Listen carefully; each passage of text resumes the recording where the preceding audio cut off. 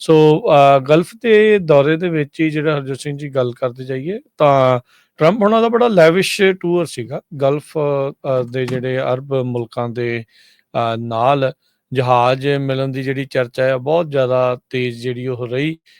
ਤੇ ਉਹਨਾਂ ਨੇ ਇਹ ਵੀ ਕਿਹਾ ਵੀ ਭਾਈ ਜੇ ਮਿਲਦਾ ਹੋਊਗਾ ਗਿਫਟ ਤੇ ਆਪਾਂ ਲੈਣਾ ਜਿਹੜਾ ਉਹ ਕਿਉਂ ਨਹੀਂ ਆ ਤੇ ਓਬਵੀਅਸਲੀ ਫਿਰ ਉਸ ਦੀ ਚਰਚਾ ਇਸ ਪੱਖ ਤੋਂ ਜਿਹੜੀ ਉਹ ਚੱਲਣੀ ਸੁਭਾਵਿਕ ਸੀ ਵੀ ਭਾਈ ਜੇ ਕੋਈ ਕਿਸੇ ਨੂੰ ਇੰਨਾ ਗਿਫਟ ਦੇ ਰਿਹਾ ਹੋਊਗਾ ਤਾਂ ਉਹਨੇ ਉਹਦੇ ਬਦਲੇ ਕੀ ਲੈਣਾ ਯਾਦ ਹੋਣਾ ਹਰਜੋਤ ਸਿੰਘ ਜੀ ਹੁਣੇ ਹੁਣੇ ਇੱਕ ਕਾਂਗਰਸ ਦੇ ਵਿੱਚੋਂ ਇੱਕ ਬੰਦਾ ਮਨੈਂਡਸ ਸ਼ਾਇਦ ਉਹ ਇਜਿਪਟ ਮਿਸਰ ਦੇ ਲਈ ਤੇ ਹੋਰ ਮੁਲਕਾਂ ਦੇ ਲਈ ਜਿਹੜਾ ਕਹਿ ਸਕਦੇ ਹਾਂ ਵੀ ਉਹਨਾਂ ਦੇ ਪੱਖ ਨੂੰ ਪੂਰਨ ਦੇ ਲਈ ਜਿਹੜੀ ਰਿਸ਼ਵਤ ਲੈ ਰਿਹਾ ਸੀ ਉਸ ਮਾਮਲੇ ਦੇ ਵਿੱਚ ਅੰਦਰ ਹੋ ਕੇ ਹਟਿਆ ਆ ਰਾਸ਼ਟਰਪਤੀ ਟਰੰਪ ਉਹਨਾਂ ਦੇ ਗਲਫ ਅਰਬ ਮੁਲਕਾਂ ਦੇ ਦੌਰੇ ਦੀ ਜੇ ਗੱਲ ਕਰਦੇ ਜਾਈਏ ਤਿੰਨ ਜਿਹੜੇ એનર્ਜੀ ਰਿਚ ਨੇਸ਼ਨਸ ਨੇ ਜਿੱਥੇ ਜਿਹੜੇ ਅਮਰੀਕਨ ਲੀਡਰ ਜਿਹੜੇ ਡੋਨਲਡ ਟਰੰਪ ਆ ਉਹ ਉੱਥੇ ਗਏ ਆ F-15 ਦੇ ਵਿੱਚ ਉਹਨਾਂ ਨੂੰ ਸਲਾਮੀ ਦਿੱਤੀ ਗਈ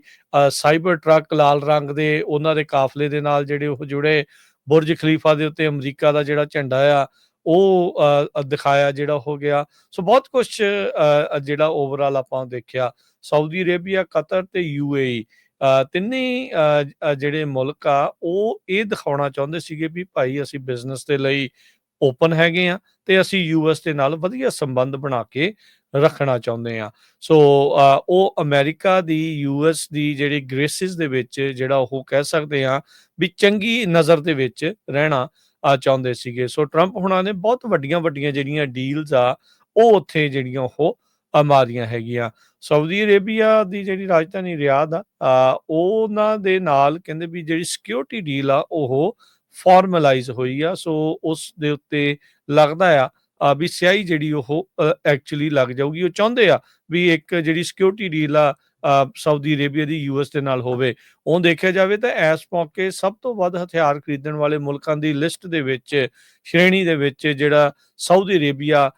ਮੋਹਰੇ ਹੈਗਾ ਆ ਅਮਰੀਕੀ ਮਿਜ਼ਾਈਲਾਂ ਅਮਰੀਕੀ ਹਥਿਆਰਾਂ ਦੀ ਅਕਸਰ ਚਰਚਾ ਚੱਲ ਪੈਂਦੀ ਹੈ ਜਦ ਸਾਊਦੀ ਦੇ ਦੁਆਰਾ ਯਮਨ ਦੇ ਇਲਾਕਿਆਂ ਦੇ ਉੱਤੇ ਜਿਹੜੇ ਉਹ ਹਮਲੇ ਜਿਹੜੇ ਉਹ ਕੀਤੇ ਜਾਂਦੇ ਆ ਜਾਂ ਬੰਬਾਰਡਮੈਂਟ ਹੁੰਦੀਆਂ ਆ ਪਿਛਲੇ ਸਾਲ ਵੀ ਇਹ ਦੋਨੋਂ ਮੁਲਕ ਤਕਰੀਬਨ ਜਿਹੜੀ ਡਿਫੈਂਸ ਤੇ ਟ੍ਰੇਡ ਪੈਕਟ ਬਣਾਉਣ ਦੇ ਆ ਬਿਲਕੁਲ ਕਗਾਰ ਦੇ ਉੱਤੇ ਜਿਹੜੇ ਉਹ ਪਹੁੰਚ ਗਏ ਸੀਗੇ ਪਰ ਇਹ ਡੀਲ ਸਟਾਲ ਕਰ ਗਈ ਯਾਨੀ ਕਿ ਅੱਗੇ ਨਹੀਂ ਵੱਧ ਸਕੀ ਖਾਸ ਕਰਕੇ ਜਿਹੜੇ ਪੈਲਸਤੀਨ ਤੇ ਇਜ਼ਰਾਈਲ ਦੇ ਮਾਮਲੇ ਨੂੰ ਜਿਹੜਾ ਉਹ ਲੈ ਕੇ ਸੋ ਰਿਆਦ ਜਿਹੜਾ ਕਹਿੰਦੇ ਵੀ ਹੁਣ ਸਾਊਦੀ ਅਰੇਬੀਆ ਨੂੰ ਇਸ ਟਾਈਮ ਆਰਮਸ ਡੀਲ ਜਿਹੜੀ ਉਹ ਜਦੋਂ ਹੋਵੇਗੀ ਤਾਂ ਉਹਦੇ ਨਾਲ ਕਹਿੰਦੇ ਵੀ ਵੱਡਾ ਐਗਰੀਮੈਂਟ ਵੀ ਹੋ ਸਕਦਾ ਆ ਮੁਹੰਮਦ ਬਿਨ ਸਲਮਾਨ ਜਿਹੜਾ ਕਰਾਊਨ ਪ੍ਰਿੰਸ ਆ ਸਾਊਦੀ ਅਰੇਬੀਆ ਦਾ ਉਹਦਾ ਜਿਹੜਾ ਸਿੱਧਾ ਉਸਨੇ ਮੁਲਾਕਾਤ ਜਿਹੜੀ ਰਾਸ਼ਟਰਪਤੀ ਟਰੰਪ ਦੇ ਨਾਲ ਕੀਤੀ ਆ ਸਾਊਦੀ ਅਰੇਬੀਆ ਨੇ ਕਮਿਟਮੈਂਟ ਕੀਤੀ ਆ ਵੀ ਉਹ $600 ਬਿਲੀਅਨ ਦੀ ਜਿਹੜੀ ਇਨਵੈਸਟਮੈਂਟ ਆ ਉਹ US ਦੇ ਵਿੱਚ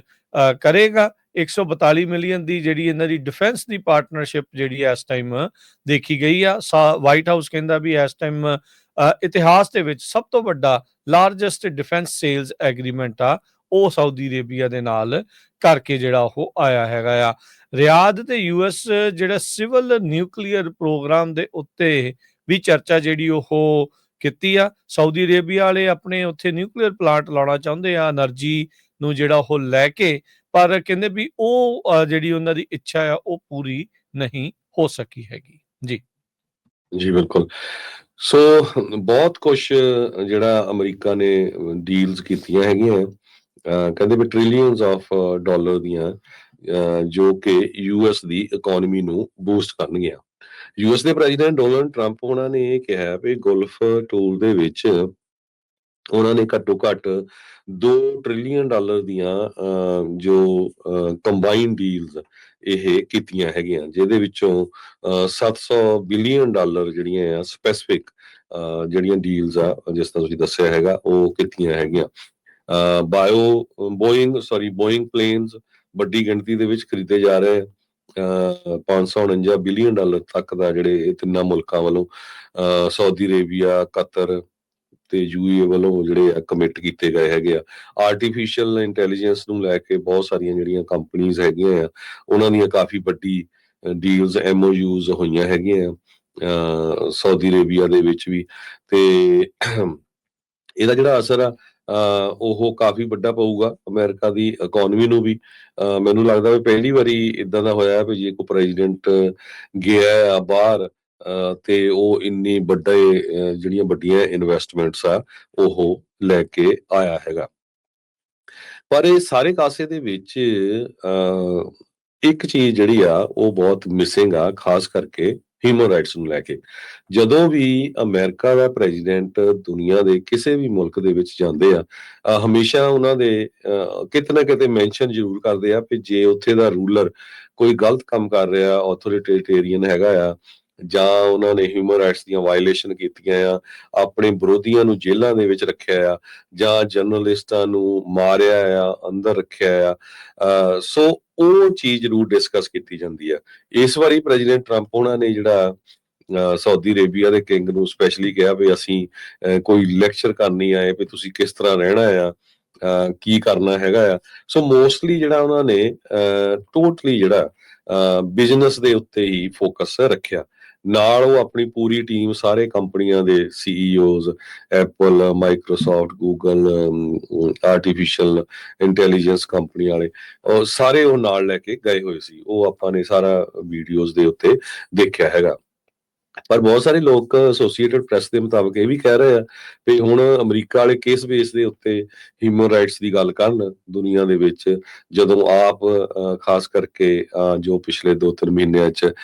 ਇਮੀਗ੍ਰੈਂਟਸ ਨੂੰ ਲੈ ਕੇ ਵਾਪਰਿਆ ਹੈਗਾ ਆ, ਫਰੀडम ਆਫ ਸਪੀਚ ਨੂੰ ਲੈ ਕੇ ਵਾਪਰਿਆ, ਕਿਸ ਤਰ੍ਹਾਂ ਜਿਹੜੇ ਕਈ ਸਿਟੀਜ਼ਨ ਆ ਉਹ ਵੀ ਡਿਪੋਰਟ ਕਰ ਦਿੱਤੇ ਗਏ, ਸਿਟੀਜ਼ਨਸ ਨੂੰ ਵੀ ਜੇਲ੍ਹ ਦੇ ਵਿੱਚ ਰੱਖਿਆ ਗਿਆ ਹੈਗਾ। ਬਹੁਤ ਸਾਰੇ ਜਿਹੜੇ ਸਾਊਦੀ ਅਰੇਬੀਆ ਦੇ ਲੋਕ ਆ, ਉੱਥੇ ਦੀ ਗਵਰਨਮੈਂਟ ਦੇ ਜਿਹੜੇ ਕ੍ਰਿਟਿਕ ਹੈਗੇ ਆ, ਉੱਥੋਂ ਭੱਜ ਕੇ ਹੋਰ ਮੁਲਕਾਂ 'ਚ ਵੀ ਗਏ ਹੋਏ ਹੈਗੇ ਆ, ਅਮਰੀਕਾ ਦੇ ਵਿੱਚ ਵੀ ਆਏ ਹੋਏ ਹੈਗੇ ਆ। ਉਹ ਕਹਿੰਦੇ ਵੀ ਉਹ ਕਾਫੀ ਅਪਸੈਟ ਆ ਇਸ ਇਸ਼ੂ ਤੋਂ, ਕਿ ਪ੍ਰੈਜ਼ੀਡੈਂਟ ਟਰੰਪ ਨੂੰ ਇਹ ਇਸ਼ੂ ਵੀ ਚੱਕਣਾ ਚਾਹੀਦਾ ਸੀ।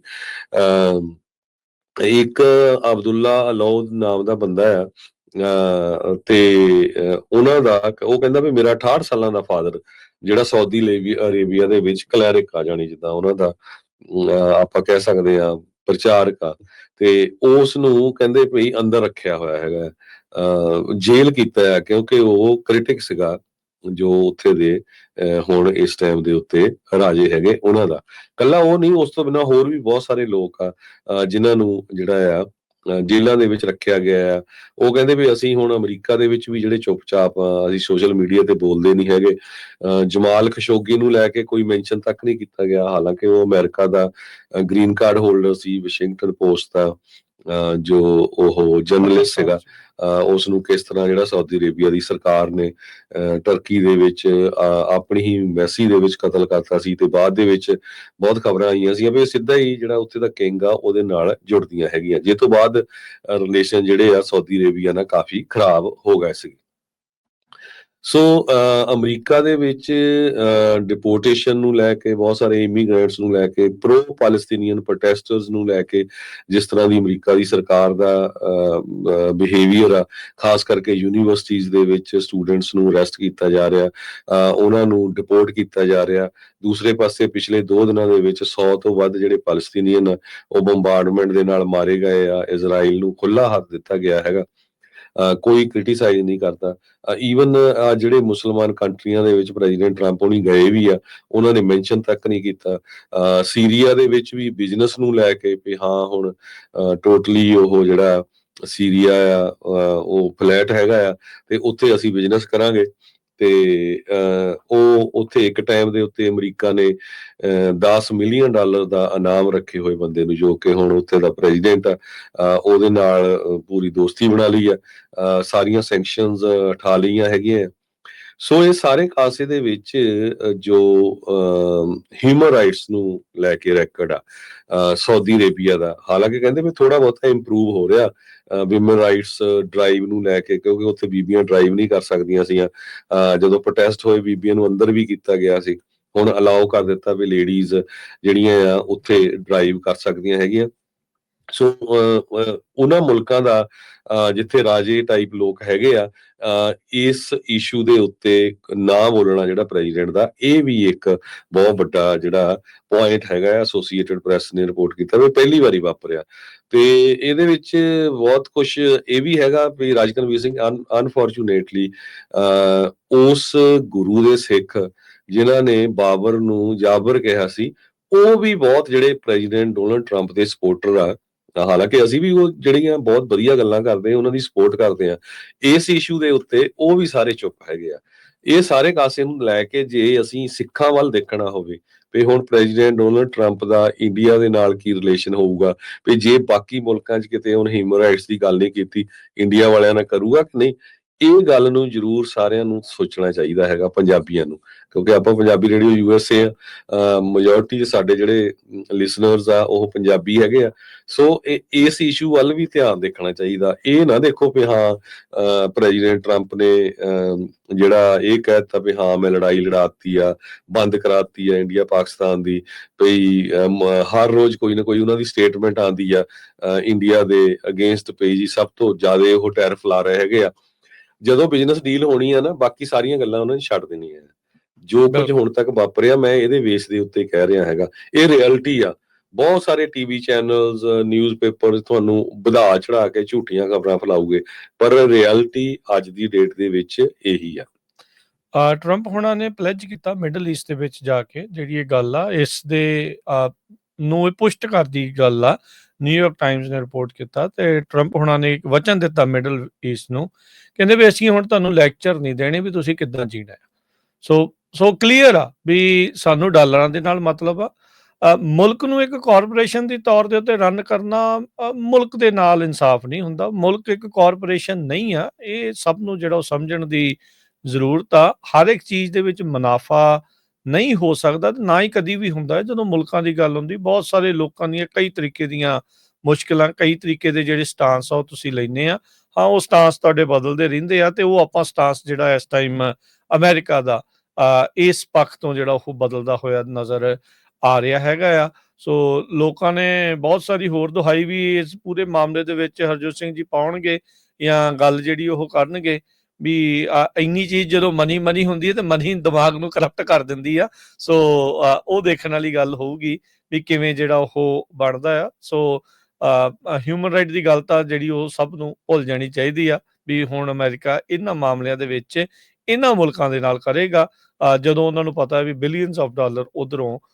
ਇਨਵੈਸਟਮੈਂਟਸ ਜਾਂ ਉਹ ਸਾਡੇ ਬਿਲੀਅਨਸ ਆਫ ਡਾਲਰ ਦਾ ਜਿਹੜਾ ਸਮਾਨ ਆ ਉਹ ਖਰੀਦ ਰਹੇ ਜਿਹੜੇ ਉਹ ਹੋਣਗੇ। ਸੋ ਮੌਕੇ ਦੀ ਨਜ਼ਾਕਤ ਨੂੰ ਦੇਖਦੇ ਹੋਏ ਉਹਨਾਂ ਨੇ ਜਿਹੜਾ ਆਪਣਾ ਸਟਾਂਸ ਆ ਉਹ ਬਦਲ ਲਿਆ ਹੈਗਾ ਆ। ਨੋ ਡਾਊਟ ਗਲਫ ਦੇ ਜਿਹੜੇ ਮੁਲਕ ਨੇ,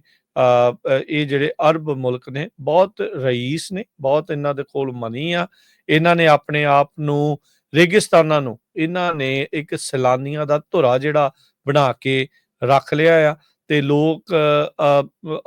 ਰੋਜ਼ਾਨਾ ਹੀ ਉੱਥੇ ਸੈਂਕੜਿਆਂ, ਹਜ਼ਾਰਾਂ, ਲੱਖਾਂ ਦੀ ਤਾਦਾਦ ਦੇ ਵਿੱਚ ਘੁੰਮਣ ਫਿਰਨ ਦੇ ਲਈ ਵੀ ਜਿਹੜੇ ਉਹ ਜਾਂਦੇ ਹੈਗੇ ਆ। ਸੋ ਇਹ ਸਾਰਾ ਕੁਛ ਇਸ ਟਾਈਮ ਆਪਣੇ ਸਾਹਮਣੇ ਆ। ਕਤਰ ਮੁਲਕ ਦੇ ਵਿੱਚ ਪਹਿਲੀ ਵਾਰ ਅਮਰੀਕਾ ਦੇ ਰਾਸ਼ਟਰਪਤੀ ਦਾ ਦੌਰਾ ਜਿਹੜਾ ਉਹ ਹੋਣਾ, ਉਹ ਸਾਰਿਆਂ ਦੇ ਸਾਹਮਣੇ ਆ। ਹੁਣ ਅਲ ਜਜ਼ੀਰਾ ਵਰਗਾ ਜਿਹੜਾ ਚੈਨਲ ਆ, ਹਰਜੋਤ ਸਿੰਘ ਜੀ ਪਤਾ ਵੀ ਕਤਰੀ ਜਿਹੜੀ ਸਰਕਾਰ ਆ ਉਹ ਚਲਾਉਂਦੀ ਆ,